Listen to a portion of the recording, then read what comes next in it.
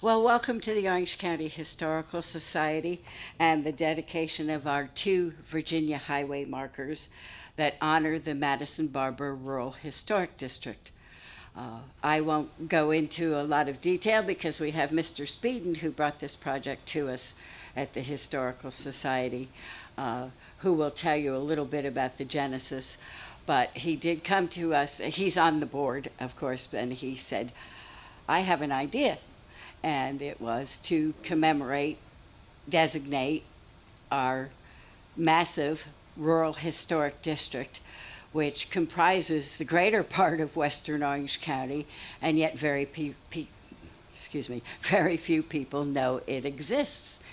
So we thought this is a wonderful idea, and we proceeded through the process, which is a little bit challenging, but well worth it, and we came out with excellent signs in the end.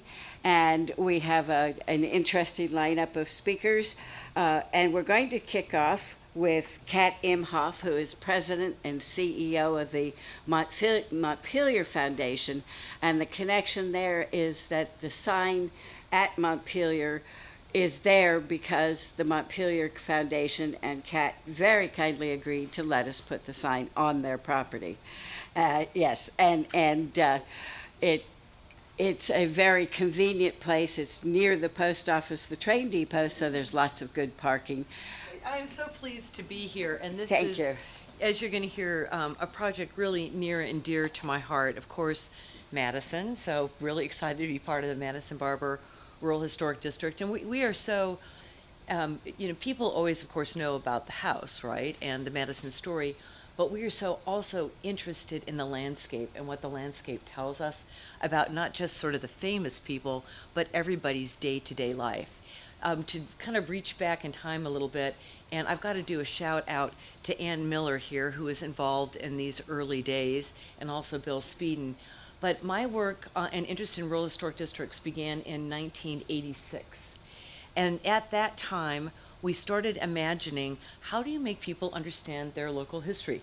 But, people so often don't really understand what that little indentation in the landscape is, that old road trace. They don't really understand that the hillside used to look completely different. They don't understand sort of the remains of that building and how all of those things knit together.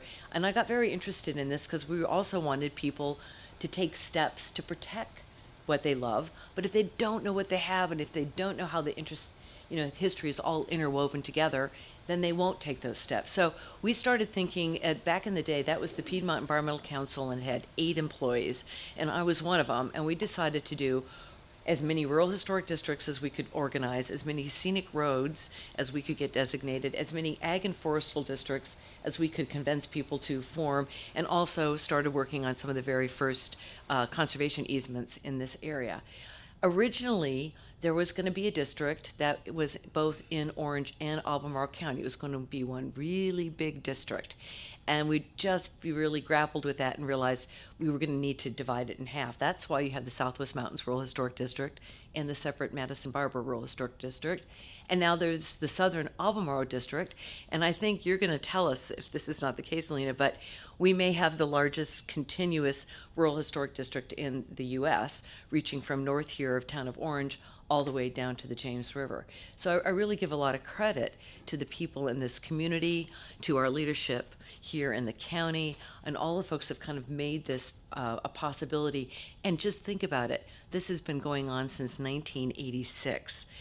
We do think we have a special opportunity with all of the visitors who come to Montpelier to get them excited, not just about James Madison and Dolly Madison and the 300 people who were enslaved who made Montpelier possible, but also to really be connected into this larger landscape area. We are very excited about projects such as Virginia Foothills, which is going to be kind of our new branding initiative in this area with our local partners like Willow Grove Inn and Grayland and Barbersville, and of course the town of Gordonsville and the town of Orange. There's so much potential, I think, here to make people fall in love, not just with the famous people, but all of the stories and the beautiful landscape that we have here in this Piedmont of Virginia. So with that, I'd like to welcome the Virginia Department of Historic Resources leader, Lena, and I look forward to you correcting all the things I said, as well as both Mark and Bill later on. So thank you. Good morning. My name is Lena McDonald, and I am so happy to be here on behalf of the Department of Historic Resources. My colleague Jen Lukes runs the Highway Marker Program, and she just can't attend all of the dedications because that is a very busy program. My affiliation is that I am the National State Register historian, and so, for instance, the Madison-Barbour Rural Historic District is listed in the Virginia Landmarks Register and the National Register of Historic Places. So I have the distinct pleasure of having a hand in all of the nominations that come across Virginia's that get listed in the Landmarks Register now. I've been with the department for about 6 years, and I just love it.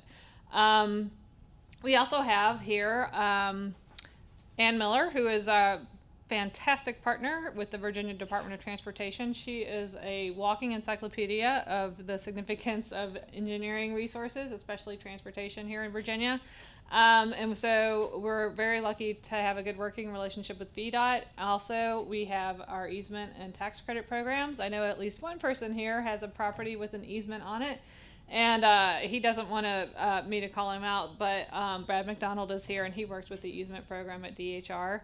And then we have our tax credit program. And I have to say that in so many ways, Virginia is a leader when it comes to historic preservation and cultural resources. So, for instance, our tax credit program is one of the busiest in the country, and it has been that way for about 18 years straight, even during the Great Recession. We also have an amazing easement program with over 600 of Virginia properties that are held in perpetuity in a conservation easement, which means that owners will come and go, but the easement will remain to protect the property. The National Register program is one of the busiest in the country too, and I will follow up on what Kat said. The 50 square miles is a giant district, and that's not even the only one out this way, because there are the other two that you mentioned. And Virginia, which has been heavily occupied for well over 10,000 years and very intensively occupied, we have somehow got more rural historic districts covering more land than some of those states out west, like Minnesota and Montana and Wyoming and Texas, all those big sky country places, which I think is a real testament to how much history is here, but also how many people like you all are invested in helping to understand it, document it, and preserve it for the future generations.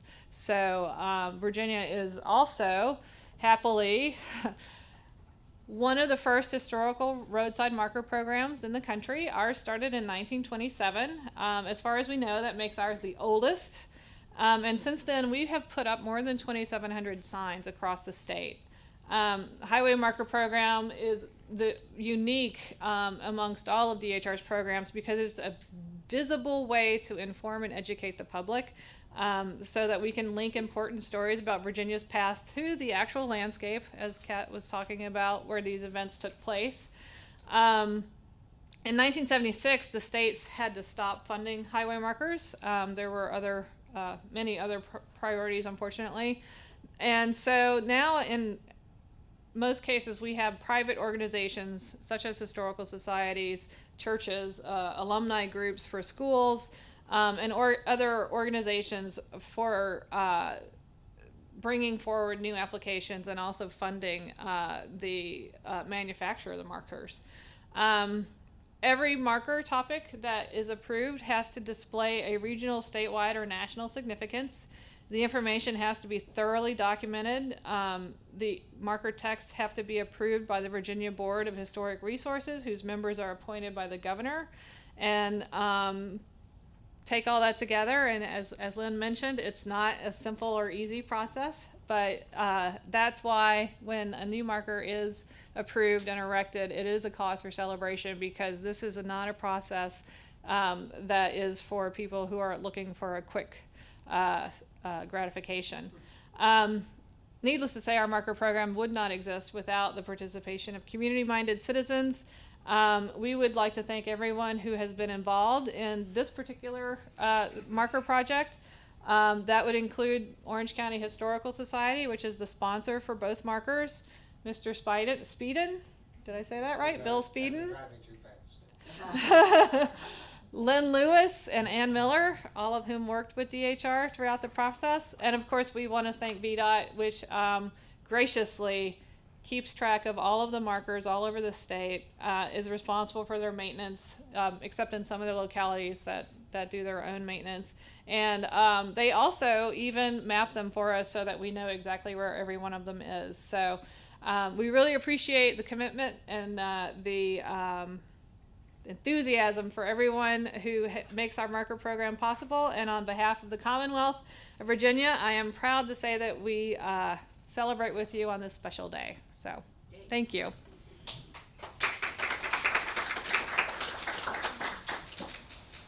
Let me just keep this away.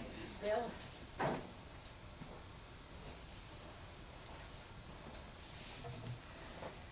Thank you, Nicole. Kat, good job. The application for recognition of the Madison-Barbour Historic District was completed in 1990. And anybody be interested in it, I have a copy of it right here. And this is more than 65 pages of historic justification towards making the district the largest contiguous district in Virginia. I believe I'm correct in crediting Ann Miller with a lion's share of work done on this extensive application, coupled with the leadership of PEC. Correction coming up. Let me jump in. Please do. I was basically the documentarian and part of the field crew, and the late Jeff Odell went out and did a lot of the mile, house-to-house stuff as well. So it's great story. Okay, both of you. Both of you. And reading through it, I see the fingerprints of Ann Miller. In my naivete, I assumed the historic highway markers would magically appear proclaiming the glories of this district. When nothing appeared in the early 2000s, I suggested the idea to Orange County Historic Society. Each time I made said suggestion, it was greeted with a hearty, good idea, but nothing materialized.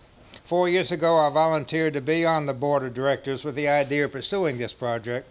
With the support of John Graham, Ann Miller, Lynn Lewis, and others, I discovered the gauntlet which had to be run to achieve the goal of 2 markers for the district, one on Route 20 and one on Route 33. In 2016, we raised the funds necessary to cover the cost. In 2017, we worked with the Department of Historic Resources in Richmond, Montpelier, REDOT, cooperating to get this project accomplished. I thank the financial donors, the Orange County Historic Society Board of Directors, particularly Lynn Lewis, Ann Miller, Department of Historic Resources, Harry Estes of REDOT, Kat Emhoff of Montpelier, and Clara Colby for suggesting the Route 33 site, all playing a role in bringing this project to its fruition. Orange County is fortunate to have such a valuable historic heritage to help promote our role in history and tourist trade. Thank you.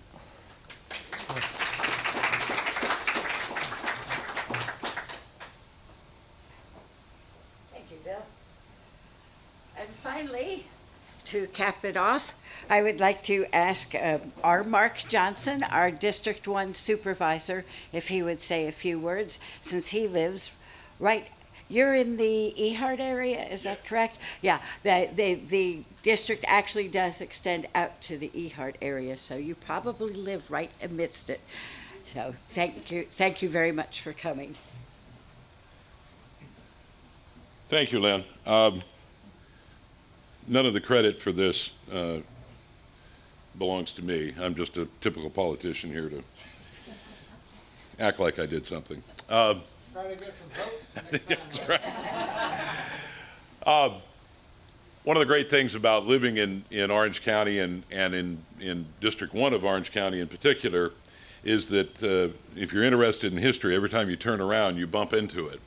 And whether it's the Exchange Hotel in Gordonsville or Zachary Taylor's birthplace in Montebello or Montpelier, the Madison-Barbour Rural Historic District, it's all around you. And if you can't find some history every day, then you're just not trying. Anyone who has done any kind of historic research at all knows that sometimes you find a vital piece of information in a single paragraph in an obscure book that you haven't been able to find it anywhere else. There it is.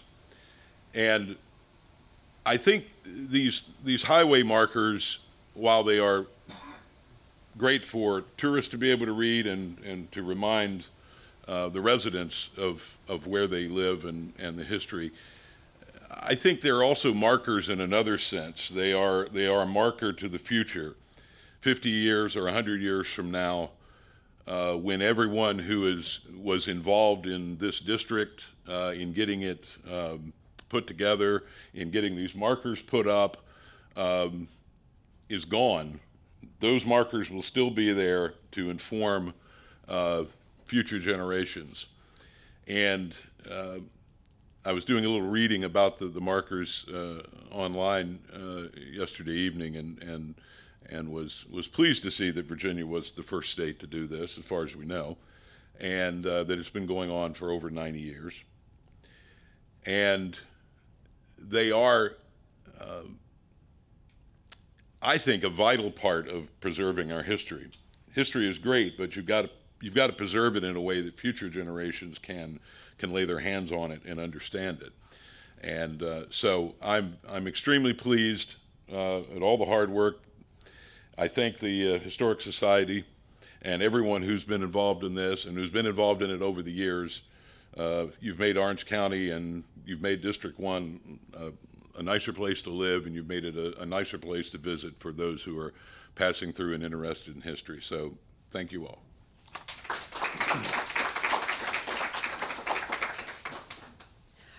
Thank you, everyone. As you can see, there were a great number of people involved in bringing these signs to fruition. Just in case you don't know, we'll call it the Gordonsville sign, is about a mile west of Gordonsville on Route 33, heading towards Barborsville. It's as you come that way, it's on the left-hand side.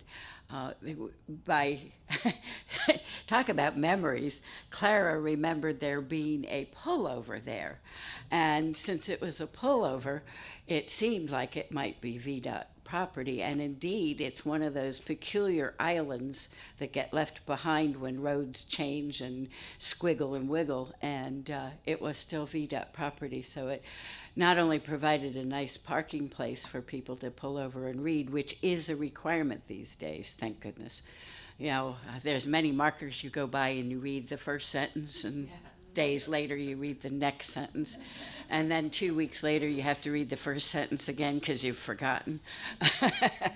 And this way you can actually pull over and read the signs. So we're very fortunate in both cases with the Montpelier location and the Gordonsville location to have good places to do it. It made it much more simple than having to apply to private property owners. So thank you very much, everyone. We have some refreshments. There is some coffee. We weren't going to make it out at Montpelier, but I thought since we were indoors, a little coffee on a damp day. By the way, I found out this morning, this has no relevance to anything except the nasty weather, that on the 24th of May, for the 23rd of May, where are we? 19th of May, for the last 30 years, it has rained 23 out of the 30 times on the 19th of May. So don't ever plan an outdoor wedding on the 19th of May. Thank you all for coming, and please stop and see one or both of the signs when you have a chance. Thank you.